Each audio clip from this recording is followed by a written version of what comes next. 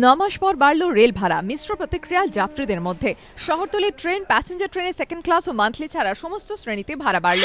সোমবার থেকে যাত্রী ভাড়া বাড়ল 2% হারে, পণ্য মাশুল 1.7% হারে। পাশাপাশি পণ্যের ওপর 15% হারে লেভি ধার্য। যাত্রীরা অনেকেই অবশ্য মনে করছেন রেলের স্বাস্থ্য পুনরুদ্ধারে ভাড়া বৃদ্ধি প্রয়োজন। যারা বেড়েছে আর ঠিকই আছে, কিছুটা তো বাড়ানো দরকার, না হলে তো রেলের কিছু উন্নত হবে না। যা চারদিকে অবস্থা চলছে রেলে, একটু দরকার।